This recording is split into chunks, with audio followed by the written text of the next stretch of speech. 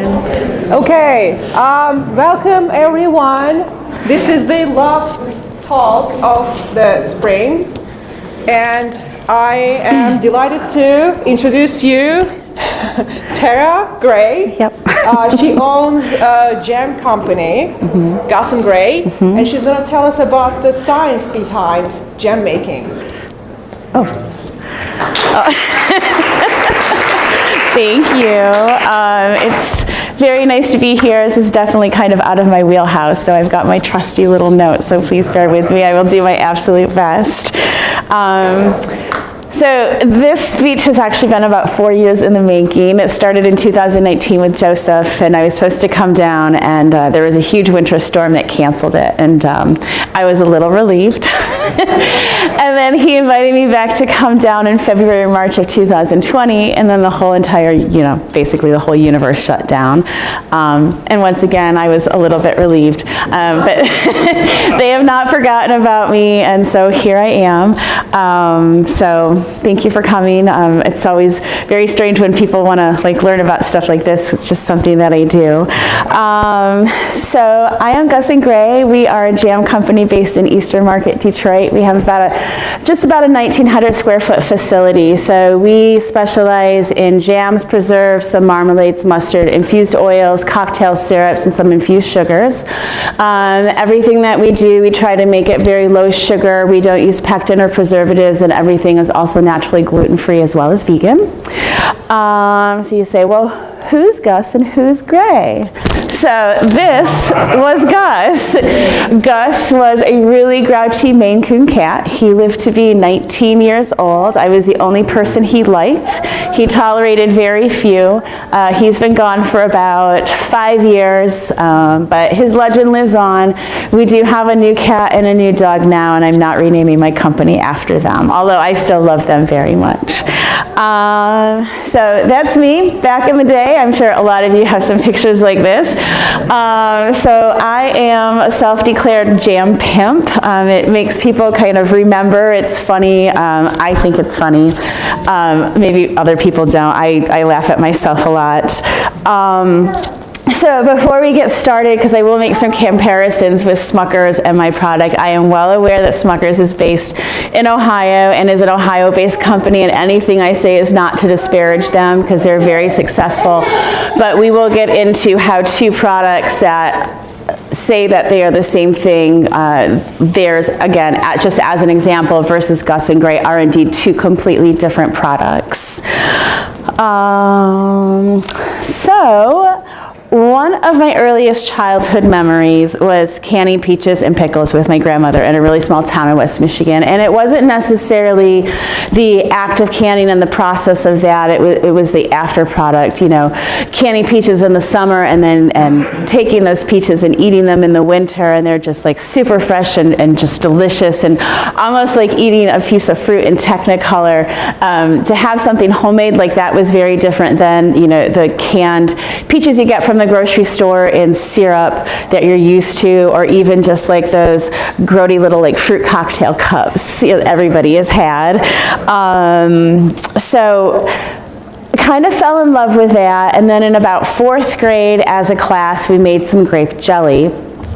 And it was the same thing. It was my first time ever making a jam or a jelly and tasting that. Now, we grew up on Welch's grape, so this was a grape jelly, and I'm tasting that, and it was just that kind of this Technicolor flavor taste in your mouth, and it was definitely not the same stuff that my mom was serving to me and my brother. And I just never kind of forgot, for some reason, those just kind of started to be core memories in my life.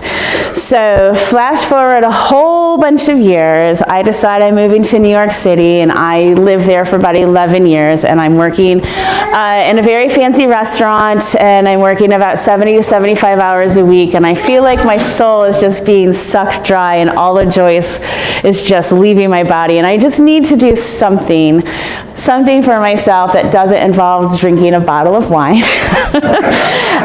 And I remembered this memory with my grandmother, so I thought, well, you know what, I'm going to try to make some pickles. So I got the recipe from my mom. I had to figure out where to get canning supplies in Brooklyn.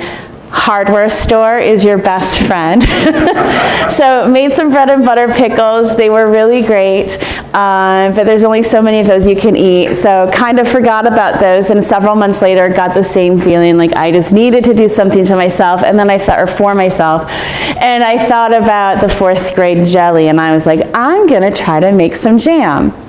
Now keep in mind, this whole time I have no desire to sell it. I have no idea that I'm actually like laying down a very sticky foundation for my future. I'm just, you know, trying some new things just to bring a little bit of joy in my life. So I start looking at recipes, trying to figure out what I want to do. I go and get the jars again from the hardware store. I go and get pectin sugar, and then I decide to kind of leave the type of jam up to fate. So I go to the local fruit store, and they have these really beautiful apricots on sale. So I get about 5 or 6 pounds. I come home, look at these recipes again, and I'm really just kind of grossed out about the amount of sugar that are in these recipes. So basically it was equal parts fruit and equal parts sugar.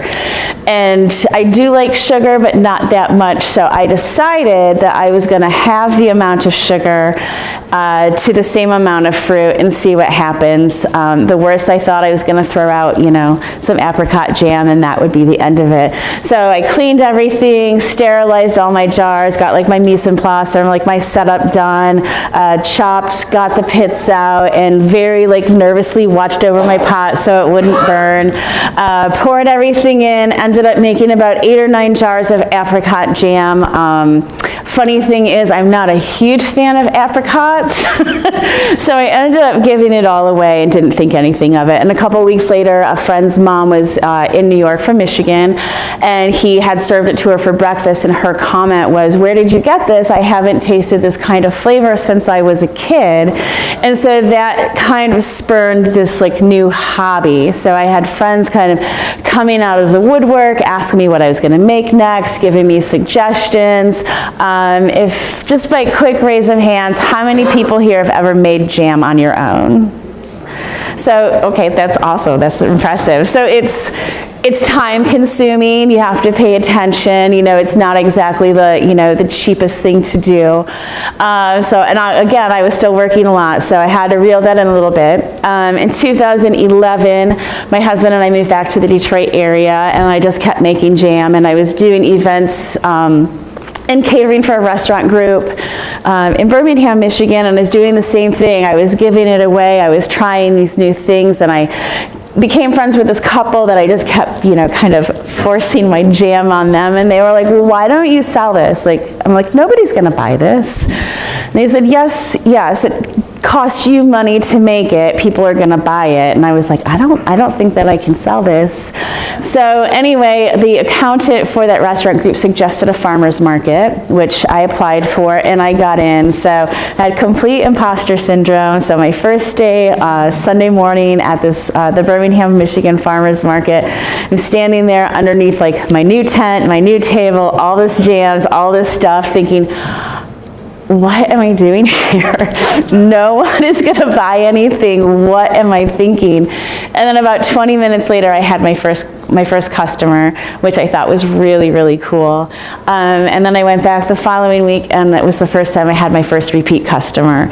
So it kind of, you know, it started like that, and then I did that. That was actually Michigan cottage industry law, and I don't know how it is in Ohio, but cottage industry, you can basically do certain things out of your house. You just can't sell to stores. Like you can do markets and pop-up things, but you can't sell wholesale or retail. Like you can do jams and breads and baked goods, but you can't do curds and pickles and some other things. So I did that for a year, and then I thought, I wonder what it takes to get licensed. I want to, let's get into stores. Let's see what happens. Keep in mind, this entire time, I'm still like, jam making is my side hustle. So I figured out through MDARD, which is the Michigan Department of Agriculture and Rural Development. I find a commercial kitchen. It's actually this back prep kitchen of a restaurant in Detroit that's no longer there, so I could use it when they weren't busy. They didn't need it. So I ended up, the inspector came in, sat down, got licensed, and then I was just kind of off and running. Yeah, so my first store, well, just how like Jam Pimp came about, the very first store that I got into was in Eastern Market, and I made a joke that I was there pimping my jams, and then it just kind of stuck. So that's actually my self-imposed title. It's on my signature, on my email. It's also on my business cards.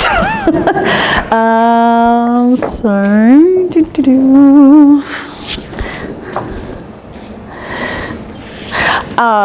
So that started in about 2015. We're currently in about 400 stores. We're adding some new products to our stuff. We have 3 distributors. One is national.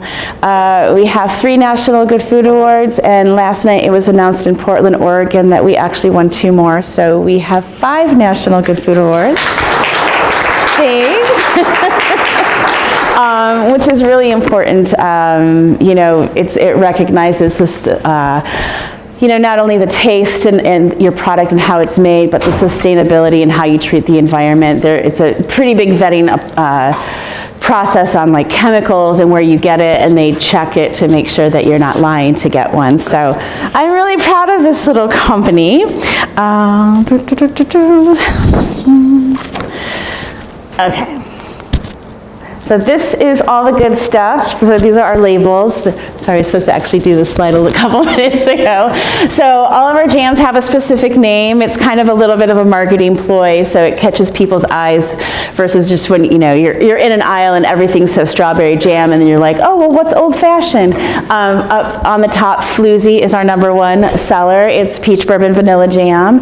The Sweet Jesus next to it is jalapeno. That actually won a Good Food Award last night. But they're all very good. Some of these we don't really make anymore, but we have our core and they are there.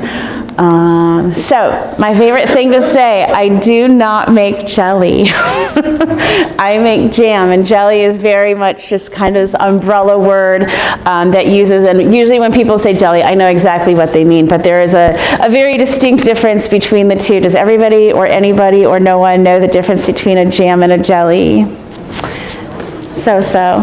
Okay, so jam. So this is what we specialize in. Jam is fruit, sugar, sometimes pectin, sometimes lemon juice. So we try to keep our ingredient deck as minimal as possible. So like our strawberry jam is just strawberry and cane sugar.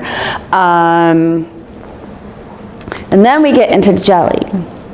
So jelly, especially commercially, contains 0 fruit at all. It is fruit juice, it's high fructose corn syrup, it's pectin, it's sometimes food colorings, preservatives, and citric acid. Again, I'm not knocking it. The commercial stuff does tend to be less expensive than products like I make, but you also have to remember, you know, you're dealing with very, very processed things when you're going into that. And I know there's a big movement. So, you know, in my household, we're still guilty of eating all the, you know, processed foods, but we try our best to stay away from it. So yeah, no fruit. So usually if you have like a jelly, there's even there's like jelly contests. And so one of the things that they look for is just like the clarity, so you can kind of just like see right through it. So preserves. So preserves are very similar to jam. I would actually say that Gus Grey products are kind of a border between a jam and a preserve. So very similar, except that the fruit is usually bigger pieces instead of just blended all together. Bigger pieces, sometimes whole fruit, chunkier, sugar, sometimes pectin, sometimes lemon juice. Marmalades are interesting because I make 2 marmalades, but not all the time, and those 2 marmalades are absolutely beautiful, but they are the 2 that get the most complaints. They get the complaints because a lot of people don't actually understand what a marmalade is. I don't know if they're just like, oh, well, Paddington Bear eats it, so it's got to be good, and it's this kind of like romantic word, and it's, you know, written in literature, and it's all this, but it is very bitter. So it's citrus. It's always going to have some type of a citrus, and it's always going to have that citrus rind in it. So it's always going to have a bitter aspect to it. Water and sugar. The ones that we make tend to be a little bit more bright and cheery. We do a clementine marmalade, and we also do a blood orange strawberry marmalade. Very different from your stereotypical English, Seville orange, just like dark and super chewy. So traditional marmalades, very common in the UK and other places, are almost like a jelly, so you'll have that kind of opaque liquid, and it's going to have the pieces of the rind kind of suspended through it. When we do the marmalade, we kind of do like the lazy girl's guide to marmalade. So we do like the clementine marmalade. It's very sweet, and even the rind isn't that bitter. So we just like mix it all up, so it's not going to have that clarity. We'll never enter that in any kind of a marmalade contest. So conserves is another form. We don't actually make these. I'm kind of dancing around with the idea of these. So this is going to be fruit, a lot of time whole fruit, quite often, more often than not, it's going to be dried fruit, sugar, spices, and nuts. So it's going to have a completely different texture, mouthfeel, taste. You're going to treat it completely different than everything else. Fruit butter, I love making fruit butters. We have an apple butter that's a National Good Food Award winner.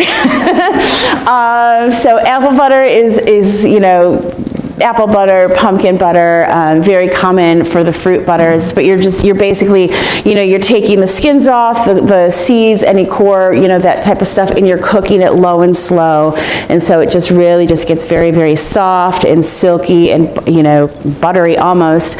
And the one thing I think that confuses a lot of people is a fruit butter does not actually contain butter. It's just referring to the texture of it. That said, that thing that I just said about butter, that it is a very old school thing. Some people will put a little pat of butter in their jam because it does help with clarity. It's not really that common, like commercially, maybe sometime for, you know, stuff that you make on your own. I don't do it, but you can if you want to. And curds. We don't make curds, but these are one of my favorite things to make on their own. So curds, most commonly like lemon curd or passion fruit curd. It's going to be egg yolks, butter, sugar, and citrus. You need to be really careful when you're cooking these because you don't want the egg yolks to actually cook and curdle. You just kind of like a very like slow blend of these things. The reason that we don't make these because of the eggs and the butter, we would have to be licensed through the USDA, and that's just a whole beast that I'm not really interested in doing, but I do sometimes make them for fun and give them away, so you can follow in social media, so if I do a giveaway, maybe you can get a curd. So then we're going into the history of jam making. I'm going to refer to my notes a little bit more heavily than I just was. So it's definitely fair to say that it's not a secret I did not create jam. We can actually give credit of this to ancient Egyptians, and they would use honey to preserve their fruit. And then also they learned that with that type of preservation that they could, you know, eat it out of season. The process of preserving fruits and sugar spread through Europe, and it was very popular among the wealthy in the medieval times. It was considered a luxury item. Sugar back then was actually considered a spice, so it was, you know, very hard to get. You had to have a lot of money to be able to have access to those things. So I'm just going to do this. So as jam became more widely popular in the 17th century, it became more accessible to the general populations. Jams were not only used to preserve fruit, but also, like I just said, as a way to, you know, eat it and enjoy it out of season. During this time, new methods were developed to make jam making even more efficient, such as using copper pots that were a better way of kind of regulating an even temperature. I will touch back in a few minutes about copper pots. The 19th century, there was definitely some significant change in the way that jam was made with the introduction of pectin. Pectin is a natural substance that is found in fruits. All fruits have a little bit of pectin. Tart apples and like crab apples are very naturally high in pectin. So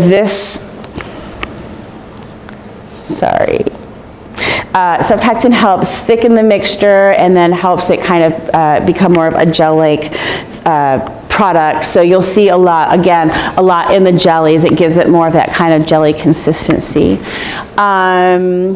So we don't use pectin. I do have it in the kitchen just in case. You can make your own pectin, like tart apples, like I said, especially like the crab apples that nobody wants to eat.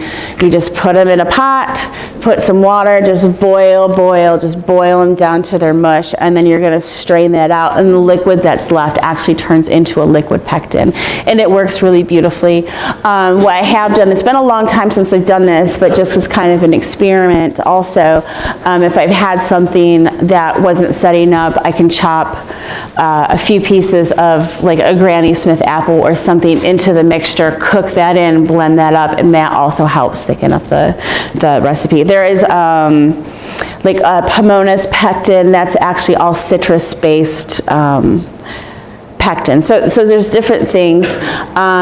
Pectin can get a little tricky. Sometimes people will use it to kind of like stretch their product out, so it's not so much fruit. Certain pectins, and this is something I found out recently, I haven't done a lot of research, will actually interfere with certain heart medications. I don't know like what amount that you need to eat pectin for that to happen, but we don't use it, so like I always tell people we have liability insurance, but I don't want to have to use it. So we get to the 20th century. So jam making undergoes further technological advances. It's the introduction of mechanical fruit presses and improved methods for measuring of sugar and pectin. Then the widespread availability of refrigeration, as we all know, helps keep everybody from getting sick all the time from food. And this allowed for the creation of a wider variety of fruit-based spreads. So today, as we know, the making of jam, it's a beloved thing. A lot of people do it for families. If you don't make your own, you get it into a store. It's really just become a staple in many households. Is there anybody right now that has zero jam or jelly in their house? That's okay. Hopefully we'll change your mind after this. Okay, so this is the basic science of jam making, and then we'll get more into the actual process of it. So we already know that the basic ingredients for jam making is fruit and sugar, and when fruit is heated with sugar, a chemical reaction occurs that leads to the thickening of the mixture. This chemical reaction is called the Maillard reaction. I'm going to just read this because this is the part I got to get into my head. This reaction occurs between the sugars and the amino acids in the fruit, resulting in a change of the color, the flavor, and the texture of the jam. The Maillard reaction also leads to the formation of new compounds, such as caramelized sugars, complex flavor compounds that contribute to the final taste and aroma of the jam. The physical changes that occur during the jam making process are just as important as the chemical changes. As the fruit and sugar mixture is heated, the water content in the mixture begins to evaporate, leading to a concentration of the solids. The concentration results in a thicker, more viscous mixture that is characteristic of jam. The temperature of the mixture is also important. Obviously, if the heat's too high, it's going to get thicker, it's going to burn, it's going to change the flavor. If the heat's too low, it's going to be watery. It's not going to have the right consistency. So it's definitely important to monitor the temperature of the mixture because that's actually going to affect greatly the outcome of the final product. And then in addition to the temperature, the ratio of sugar to your fruit is also very important. So too much sugar, it's just going to be very sweet. Side note here, if you pay attention, like if you go to a restaurant and you get like a little side cup of jam or something with your breakfast or your brunch. I went to breakfast, this was a couple years ago with a girlfriend, and this restaurant made their own blueberry jam, and I was very excited to try it. And it was a little ramekin, and I was like, oh wow, it looks like blueberry jam, and it smells like blueberry jam, but when I tasted it, it tasted like nothing. And I think they just had so much sugar in it that it just kind of canceled out the actual flavor of what it was supposed to be. And I always remember that, because sometimes when people will eat mine, they'll say it's very sweet, and what they're tasting is the actual fruit, because a lot of people aren't really used to that. And you'll taste some in a couple of minutes. And then too little sugar, can lead to it to being sour or tart. So the ideal ratio of sugar is going to depend on the type of fruit that you're using, as well as your personal preference. As far as like Gus and Grey, we have our exact ratio to fruit. Like, we know exactly what it's going to be. We have our costs down, all that. But like, let's say you're going to make a peach jam, and your peaches are like hard as a rock and they're not juicy. You might use a little bit more sugar because and some other stuff to, get the juice going, versus a piece of fruit that is very juicy when you bite into it and it kind of runs down your arm. You're not going to need as much sugar because it's like a little flavor bomb. So you can kind of play with it that way. I mean, at the end of the day, if you like more sugar, eat what you like, but that's completely up to you. And it's interesting when we're making stuff too, we keep an eye on the temperature. So what we do, well, I'll just kind of like walk you through what we do. So we get everything ready, we have everything going, we've got our pots. We start everything on a very, very, very low temperature. So when you start, and I put the lid on it. So you start it on a low temperature, and it helps kind of like make that fruit that's in that pot juice up. So once it starts getting juicy and we can see it, we pour the sugar in, and then we stir it, and then we kick the heat way up, because if you kick the heat way up, then it helps keep the color of that fruit. I don't know if you guys have like stewed fruit or cooked things like low and slow, it drains all the color out. So you can do that, and it might taste similar, but the color is going to be different. Keep that in mind, like when you eat a strawberry jam, you want to eat a red strawberry jam, not a brown one. And then also I touched a little bit on the pectin. It is important. We don't use it. I explained the reasons that we don't use it.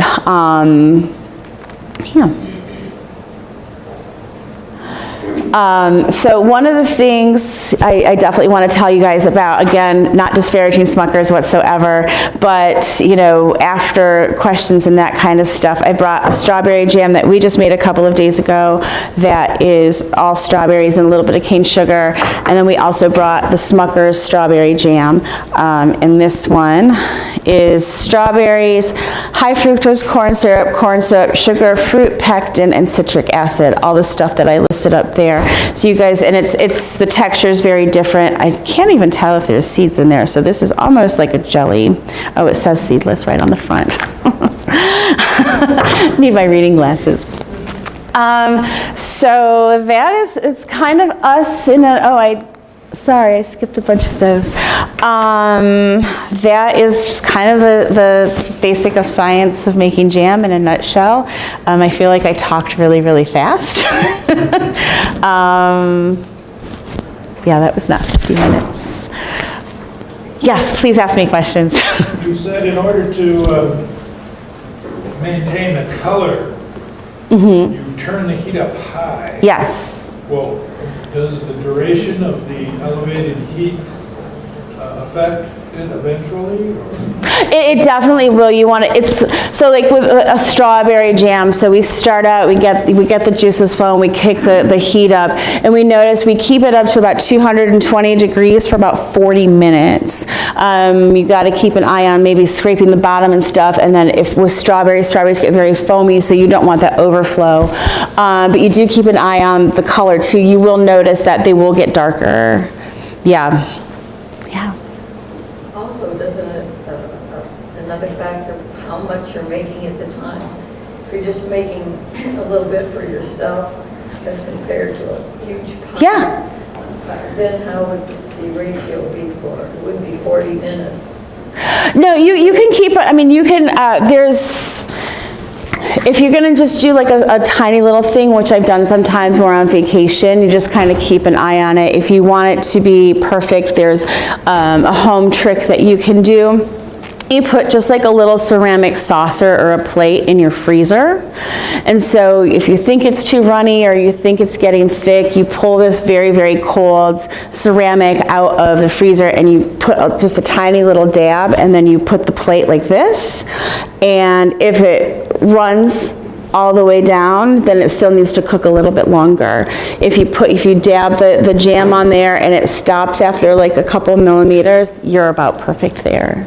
Do you do water bath canning or pressure canning?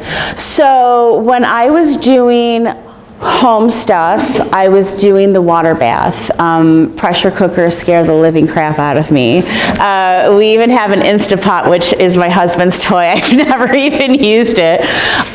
So what we do in our commercial kitchen is we have what's called an alto shum. So we can do racks of the glass jars in there that heats them about 180 to 200 degrees, which helps sterilize. And so we fill them, the lids and the jars that way. We also have a dishwasher that was put in our kitchen specifically for water baths. We've kind of gotten away from that because we talked to our licensing, so we can do it with this other heat process. But we do have a piece of equipment, a dishwasher that has no chemicals going through it, that has a high heat like booster on it that gets the temperature up to about 220 degrees. After you. Yeah. Shelf life if I have no preservatives in a jam. So shelf life is fun. So we put you were licensed to say 2 years on our product. But once you open it, we do suggest that it's eaten within 30 days. Just because there is no other stuff in there. Keep it in the fridge, eat it fast. We hope that you would eat it fast anyway, but it is a very, very natural product. You also, like if you're making stuff at home, you can put your jam in, plastic containers and you can freeze it. A lot of people do freezer jam if you don't want to keep it, go through like the whole jarring process. Oh, there's so many questions. Oh, I did say I was going to go back to the copper. So making jam in copper pots is very, very old school. And if you have never seen one of these copper pots, they're absolutely beautiful. They are also very expensive. There's a company in France called Mich that makes them. They start at about $400 a piece. When you're using copper pots to cook in, especially like jam, you have to be very careful because you can get copper toxicity. So if you heat up the copper and just put the fruit in, there's something with the acids and the copper that's going to cause these gases that can actually make people sick. So if you're using copper, what you have to do first is you have to, you've got your beautiful, very expensive copper pots, and then you've got over here, whether it's in a glass bowl or a plastic bucket or something, you're going to put your fruit and your sugar in there so they macerate, so they're going to get that combination. So once you put the sugar and the fruit back into the copper pot, that actually stops any kind of toxicity. So you do have to be careful. We only use stainless steel. Again, copper pots are beautiful. They're very expensive. All my copper pots are from Costco.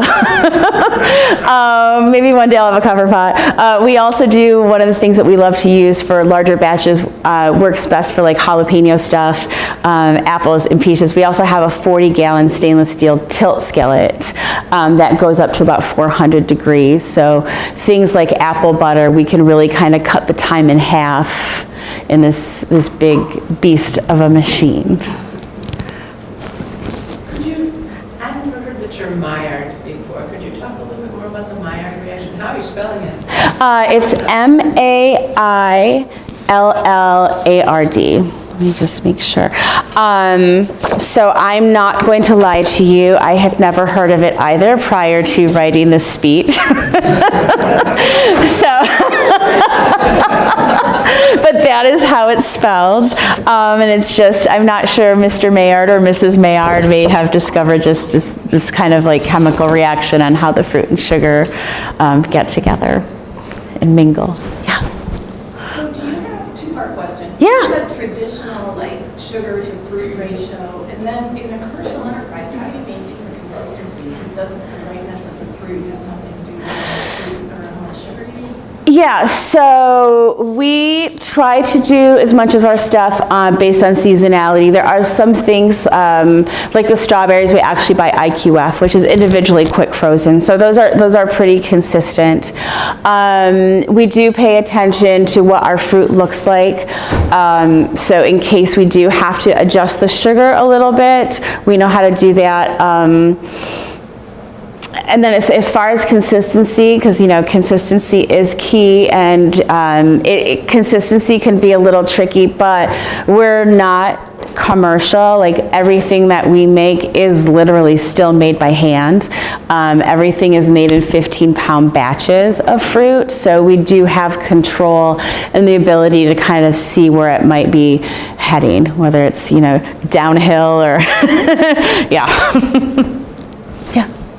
You mentioned in order to preserve, in order to maintain the color, I guess, raising the temperature to around 220 for 45, 50 minutes. Is that across the board, or does that vary with various kinds of? We pretty much do that across the board. Just again, we're not using pectin, we're not using fillers to stretch it, so we just need it to cook down so we get the consistency that we like. Again, we do keep an eye on it because there is, different water levels in different fruits, and different pectin levels in different fruits. So if you keep an eye on it, you like I can see if it's getting way too thick. I mean, once upon a time I made a cherry jam that I cooked like that, and it was like frozen tar. And I was like, no, this will be fine. And I put it in jars, and then like a week later I opened it, and I couldn't even get a steak knife into it. So you do have to kind of eyeball it. So that's kind of the general rule that we go by, but it's not like law of the land. Yeah. I ran across a recipe several years ago because I had some wild blackberries. Lucky you. And I had a great big bowl of them. And I ran across this recipe that just said, and I don't remember the proportions anymore, just put it in a bowl, wash the berries, put them in a bowl on your counter and pile sugar on top of them and just let them macerate. Yeah. And don't cook them, don't do anything, and that turns into a kind of jam. Oh. Yeah. Were pages stuck together? It was kind of loose. It wasn't maybe as spreadable. Okay. Was it good? It was good. That's all that matters. Well, I mean, I don't know if you ever heard of anything. I did, a few years ago, I did this jam making class for about 32nd graders, which was very interesting. And what we ended up doing is putting a bunch of blueberries in little sandwich Ziploc bags and a little bit of sugar. And so they just mushed it and mushed it and mushed it and then put it on their sandwiches later. So that works. Yeah, I mean, it's definitely going to be looser. That's something I would definitely keep in the refrigerator. That'd also be something that would be nice to turn into a cocktail syrup or a pancake syrup. And I do tell people because our stuff, sometimes people are like, oh, why is it liquidy? And I say, well, it's not liquidy, it's just more easily spreadable. Again, it's not gonna have that jelly consistency, and I tell people too, like the strawberry jam, put it, in some lemonade or into, your favorite cocktail. It's great. You can take a scoop and mix it in with a vinaigrette, and it makes a really nice, salad dressing, or marinate stuff on it. There's a lot of other things that you can do with it. Yeah. Oh, I don't know. Okay. Can you tell me about some of the cocktail syrups that you make? Yeah, so we are in the process of getting 4 licensed right now. So very interesting. You'd think that since I'm already making jam and working with fruit and sugar that it wouldn't be this like big huge deal, but I was wrong. So I ended up just actually this week there's a lab that's in Rochester Hills, Michigan. So I drop it off and I'm like, why do I have to wait 4 months? Like, why does it have to go through this process? I'm basically making it like a fruit tea. So what they do is they take it, they're gonna check the pH and the water activity level, and then they've got some type of a machine that they put it in, so in 4 months they can actually tell me what the shelf life is of everything, which is why I did have sorry I keep referencing this, I did have a cocktail syrup that's not licensed, won a National Good Food Award last night, but I keep telling people like it's not ready yet. So we will soon be doing a ginger hibiscus, Vietnamese cinnamon vanilla, passion fruit, and blueberry lavender. Yeah. So is it the same process though? Yeah, not really. So basically, yes and no. So I've got my like Costco pot, and then I put my fruit in it. Let's say the blueberry lavender. Put my blueberry in there. I put my dried lavender. I put my sugar in there, and then I'm actually filling the pot with water. And so I'm bringing that to a hard boil. I'm making sure that all the sugar and everything has dissolved, and then I'm just letting it sit there for a couple of hours, just like it's a tea brewing, and then it just off the heat. Yep. And so I let that sit and work its magic, and then I'll take that off the pot. I'll taste it while it's still warm to make sure it's like the flavor that I want it to be. Sometimes if I have to add, like a little bit more blueberry, just so it's like a nice balance. And then I will strain those pots out, so then you just have the liquid left. And I'll take that liquid and put it back into the pot, and then I'll take the pot and put it back on the stove, and then I'll sterilize all my bottles and then do the process of filling. Yeah. Yes, sir. How many jars of jam do you make every year? Oh gosh, I've always wanted to figure that out and I never have. So,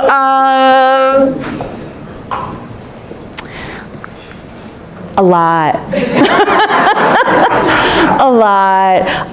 So last year, I think that we made more than average. So last year, we were actually on QVC 13 times.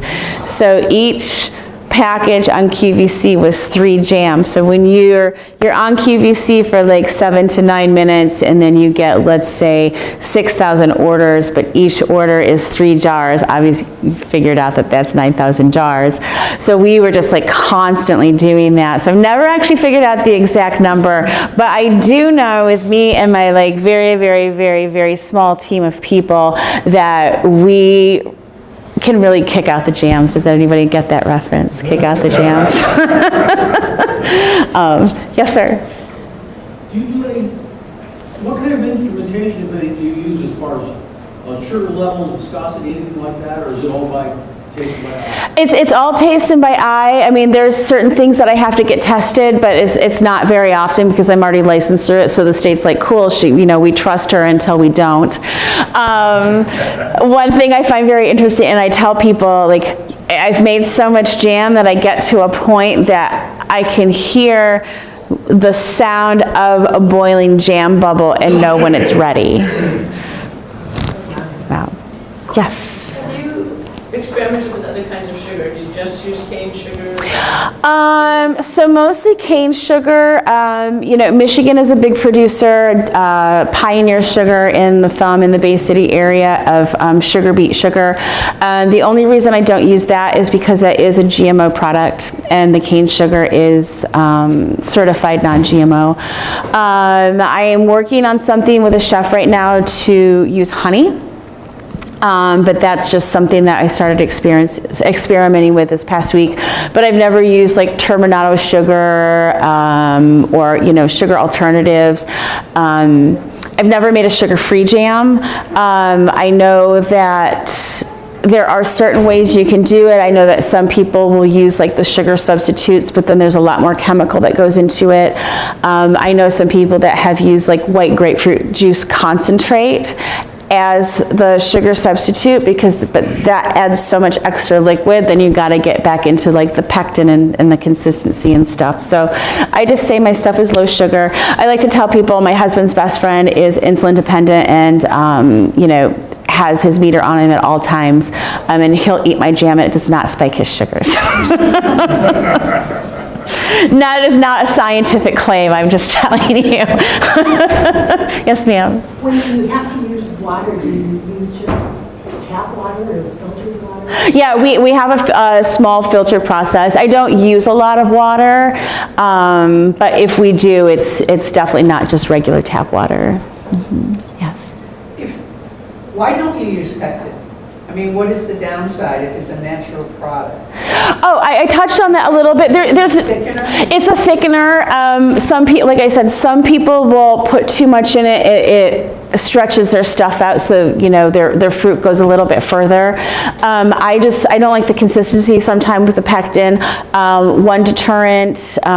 Pectin's also very, very, very, very expensive, depending on where you go. I touched a little bit on. I have a wholesale account with Pomona's Universal Pectin. I have not bought anything because like a 25-pound box was over $2,000. There is another commercial pectin producer, I think it's called Pacific Pectin, that's out of California. They're a lot less expensive and they've got different pectins for different types of jam, like low sugar, high sugar, no sugar, like different things. I don't use it. I like my product. I like it without it. I like it to be more easily spreadable. Yes, ma'am. I'm not sure if you mentioned this or not, but how long did it take you to find like the perfect jam recipe? It was a series of experiments, just again as a hobby, not knowing that I was doing this. So I would say just kind of like dabbling, probably about 2.5, 3 years. And then when I finally decided to, jar it up, for retail, I had to kind of like hone in on what I needed those exact ratios to be. Yes. Oh, I don't know. Something about watermelon that people don't make. Watermelon flavored. I have actually tried to do a watermelon. So I was like, I had a chef that wanted to make a watermelon kind of almost like a maple syrup, kind of that consistency for a chicken and waffle dish that he was doing as a special. And I was like, I got this. So I got this big watermelon. I chopped it up. I got everything out. I made it. This big watermelon, made 1 jar. And it wasn't that good. There is a woman, her name is Tabitha Stroop. She's in Northern California. She has a company called Friends and Cheeses. She makes a lot of jellies, not the commercial stuff. I don't actually know what she puts in hers. She does do a salted watermelon jelly that I think sounds lovely, but she's the only person I've ever seen with a watermelon. Yeah. Yeah. Is there a difference between when you use fruits with like maybe that have more like genetic modification like bananas or something, or it's like labeled organic or like something like that versus like just regular or natural or like unlabeled, something like that? Flavor-wise, I don't think that there's a huge difference. Some people are very, very much like I have to organic only. But I don't think like flavor-wise that there's a big difference between all of them. Yes, sir. I was able to get some Concord grapes, and I made a batch of fresh Concord grape, and it was delicious. But I also made a bunch of juice that I froze in 16-ounce water bottles. Does freezing that juice have any effect on it? I don't think so. I'm not a specialist, but I don't think so. It shouldn't. I use, like I said, I use frozen stuff. Not always, but as a last resort. But I don't think that should have any kind of problem. I don't think it's going to change any flavor or anything in there. It sounds really nice. Yes. I too make jams and jellies with my grandmother's the same. Okay. Remember, I've never tried to make it myself though. She would make like 12 old-fashioned things like quince jelly and tomato jelly. Mm. Have you ever, I mean, quince is probably hard to find because I know not many people have quince bushes because, first of all, they're hateful. I don't know if we've maybe tried this. I do have an organic quince, which also has a National Good Food Award. We call those jam brags. I call those jam brags. I do love quince. There's a farmer that's about an hour north of Detroit. He has one quince tree. Nobody knows what quince is, which, yeah, it's really beautiful. A long time. She would mash it. Yes. Hang it in like a cheesecloth on the back porch so that all the juice would drip out, and then you would mix it with honey. It was a process. Yeah, you know, it's really interesting. So the first time that I made quince jam, I just thought it was just going to be like, no big deal. I'm going to chop up the quince and we're going to do this. And it was okay. It wasn't what I thought. And then George, this farmer from Ulianic Farms, I got his quince the following year. And a very kind of like the accidental perfection happened. So quinces are a pain in the butt. They're super fibrous. Does anybody know what a quince is? Probably have to be old. Yeah, it's a very, very old school, old world fruit. On the tree, they look kind of like a cross between an apple and a pear. I think that when they're made properly, the flavor or the scent reminds me a bit of a cross between a pear and a rose. And when you cook them down, you don't really want to eat them raw. You can, I don't, but they're very tough. They're very, very fibrous. Unripened pear. Like a Yeah, yeah. So the second year, I get George's quince, and I'm like, all right, I can't figure out what I did wrong. So I cut them all up, I cleaned them, I put them in the pot with some water because they were very dry, and the sugar, and I heated them up. And this was at my house, and I got really busy, and I left them on the pot. And then like the next day, I was like, oh my God, I gotta take care of these quince. And I did the same thing. I'm like, okay, I'm gonna do this. And I turned the heat up and I got them ready. And then I turned the heat off and then I got completely sidetracked. And so it was like day 3 and like the color has just changed. It's turned from this like bright, this like, I don't know, this like weird yellow color, and all of a sudden the stuff in this pot is like this like golden red brown, and I'm like, I don't know what I did. And so anyways, like third day, I'm like, I probably should just throw this stuff out. But I'm gonna go ahead and jar it. And I did, and I tasted it, and I was like, oh my God. Oh my God. Like the flavor, everything about it completely changed. So that's really a quince is probably the only thing I've ever made that I would tell people that you have to take a couple of days to make it. Yeah, it's completely worth it. They are very hard to find. So I get them from George. He doesn't spray this tree. These are the ugliest quince you've ever seen in the entire universe. I can get them that are much prettier. They're also very expensive. So I really. You can use, I don't think you can eat, I think you have to make jam out of it. Yeah, you can do like a syrup. In Spain, it's very big. They do membrillo, which is basically like a fruit paste or like a fruit candy that they eat very traditionally with like manchego cheese. But yeah, it's kind of limited. And then when I have quince, the tricky thing is this like beautiful, beautiful, beautiful jam, but nobody knows what it is, so no one buys it. Okay. I do still have like 2 cases left in my kitchen. Okay. Oh, I'm sorry. So earlier you said the Egyptians would preserve their fruit with honey. You said you were thinking about using honey instead of sugar for a couple recipes. Was that inspired by the Egyptians preservation fruit? It actually was not. So I am in the process of doing a jam collaboration with a Food Network chef. And so his flavor profiles that he likes, he suggested figs, honey, and chamomile. And I had never used honey before, so I'm just in the complete experimentation phase. In fact, I went to the kitchen yesterday and I have no idea why, but I made 3 different versions of the same jam last week, and all but like 2 jars fermented. So I don't know if it had to do with the honey. I'm not sure what went wrong. So that's not typical. So that one's still a work in progress. Hi. Oh, well, this is kind of common, but like quince is actually a really popular fruit in like the Baltic region. Yes. In the Middle East. So like if anyone, like ever end up traveling abroad, they're like not even that expensive. There's so many, and they're so rich, and they're so rich. I want to go. Maybe let's please thank the speaker. Aw.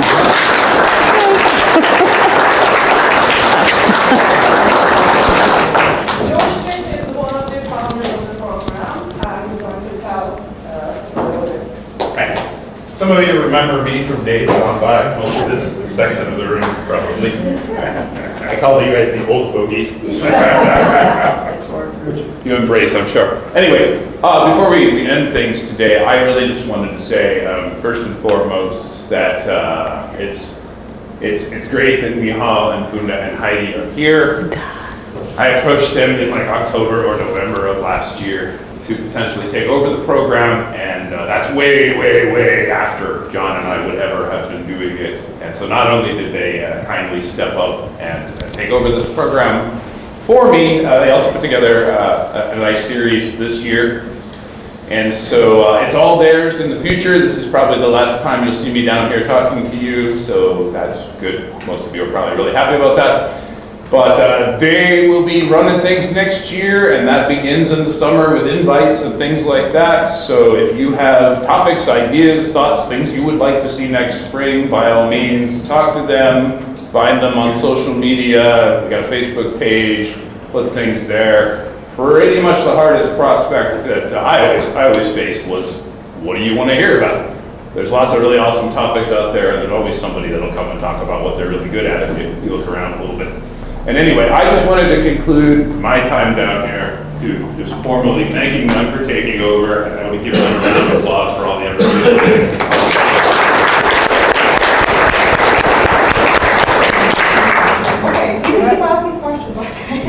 I just want to say one thing to everybody here.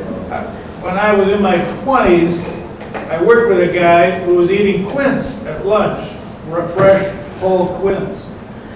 And he gave it to me to feel, and it was hard as a rock. I said, how do you eat this? And he took the quince and he beat it.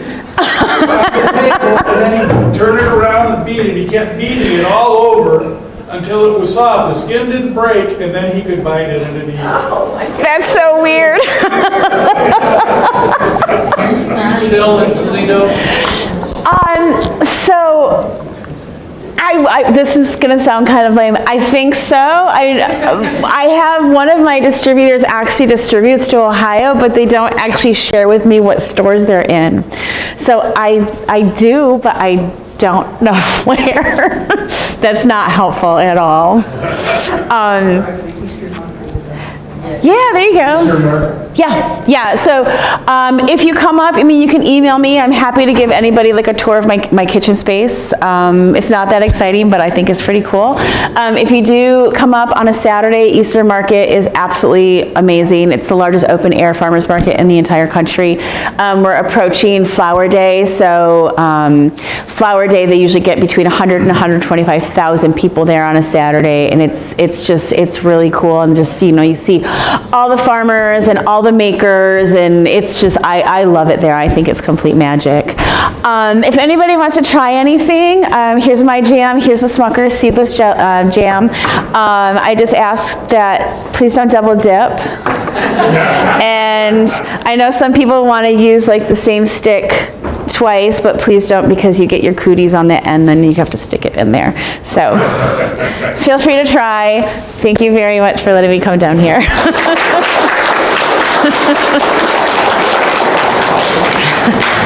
So thank you again for coming, everyone, and very quickly before you go, I just wanted to ask you if you can send us your feedback. This is the last meeting of this semester, and we will start working on the next one.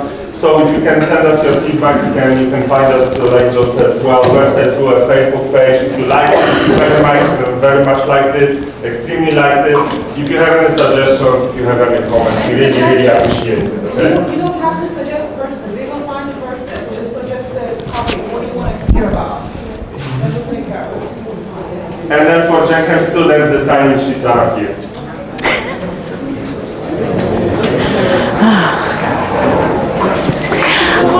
I thought I was going to be fine until I started to get into like the actual science part, and then I was like, oh. Thank you. Please do. Yes, sir. Okay, when I made my, I'm going to taste yours first. Please. When I made it, all of a sudden, I did it with the strawberries. Oh my God. You boil it, and then you have the foam on the top. The foam's the worst. Okay, then do you take the foam off? I do. Okay, because the person that I did it with, he took the foam off and he put it like on the side. Okay. And he took all the foam off. What is the reasoning why you're taking the foam off? He said something about that it made it stiffer, or is that all sugar, or what? Yeah, the only jam I make that really, and I well, this was strawberry. No, and I'm talking about strawberry. Strawberry's the only one that really does that, and it boils over, and it's so messy, and it just gets this foam. I'm not really sure what causes all that foam, to be perfectly honest. Okay, now he said that he put like a tab of butter in it, supposedly to stop some of the foam. Okay. And okay, like when he made it, he had the heat. He started with high heat to begin with. Okay. Okay, because he put the strawberries in, but he had high heat. Then he just dumped the sugar, and then once it came to like a rolling boil, okay, he added the pectin. Okay. And he only did it for like 1 minute. Yeah. He took it off after 1 minute with the pectin in it, and then in return, we went to the side, because he had just a regular pot, and then he took all of the foam off, and then we just jarred it. And Okay. That was it. That was it. That was it. I mean, the only thing I was kind of surprised, because first he sliced it, and then he smashed it with a potato masher. Okay. And I'm thinking, that was probably to get like the juices. So in other words, that helps the juices to start flowing. And because you said start with a slow. So you said slow heat. I start with a slow heat because 9 times out of 10, I'm not going to chop those strawberries up. I'll just put them in whole. Okay, well. And then he sliced them first, because let's see, I cored them, cut them in half, and then he had something look like, I don't know, some sort of pickle thing that just sliced them all in little slices. Okay. I don't know how it was. And then after that, we had another thing, then he smashed them with a smasher. Okay. And then, but like, we only boiled it for, it was less than very good. 5-10 minutes. Really? Just enough to get it to a rolling boil. And when you said 40 minutes and then you said like 200 and some degrees, is there a particular temperature that you have to get up to, or what? 220 is the ideal. He might have gotten away with like a little bit different. He probably was making was it much smaller? Well, we made 9 little pints, and I'm guessing it must be 8 to 10 ounces for each pint, and they made 9 of them. Okay. Because it was basically 4 quarts of cut strawberries. Okay. So that's what it was. But then then you did it again, because something like first. After you smashed them, then you had less strawberries, because you started off with, but I thought, okay. Was it good? But yeah, it was, a lot more intense, but he used like equal parts of sugar compared to strawberries. Oh, okay. What would happen if I did it and cut the sugar? That's how I do it. I know, that's why I was wondering what would really happen. Would I get more of the strawberry flavor, or will the consistency shrink? You know, You'll get more of the strawberry flavor. I mean, will it be, because his jelly is probably similar to yours. It's not really firm, because it's almost kind of loose, because like the other one's like really thick. Yeah. So, but you can cut the sugar back. Yes. And it wouldn't, how about when you added the pectin, because he has, I guess one little pack is like 2.5 ounces, 3 ounces. Yeah. Will that make it any thicker or not necessarily? I don't think so. Okay, so in other words, I can cut the strawberries back, I mean the sugar back. Yes. But you say heating it wise, as long as I get to 200 and some. Yeah, I mean I can eyeball it and kind of like see where it's at now, but I do have like a really big like a candy thermometer. So if you're like nervous, you know, something like that. And then also you don't even have to have a candy thermometer. Like I said, like that that frozen plate trick. Yeah. Works like a charm. So yeah, because he did his basically, once it got to like a rolling boil, it just kind of like, almost like it just bubbled, and he did it for like a minute or so. I hate that foam so much. And then he threw the pectin in, and he timed it exactly like 1 minute with the pectin. And I'm thinking, okay, what the hell is the reasoning for this? And then he took it off the heat right away. Okay. All right. And then he put it to the side, and I thought, okay, that's fine. And then he took all that film, but you got to get rid of the film. He said something about the film, because like even when we did the jars, he mentioned something about, well, this is the last jar, and we put a different kind of cap, because he says all of a sudden, he says, you probably got a lot more sugar, because when you're scraping it out of the thing. Yeah. Okay, thank you. Eastern Market. Yes, is sir. That weekends only? Yeah, so it's we're there on Saturdays, so for the big one. Their Tuesday market's going to start soon, but we don't do their Tuesday market anymore. But we are, if you get to Eastern Market, our kitchen is like one full block behind it. So we're like right in the market. Yeah, thank you. Thank you. Watch your step. Let me tell you, interesting. Okay, good. I was like, you did a good job. Oh, I'm like, I'm going to be a room full of people that are a lot smarter than me. You know what? Here's one suggestion. Yes, please. When somebody asks a question, we can't hear what they're saying. Okay. Repeat their question. Repeat their question or paraphrase it or something like that. I have never done this before. Oh, but you that's did a good great tip. job.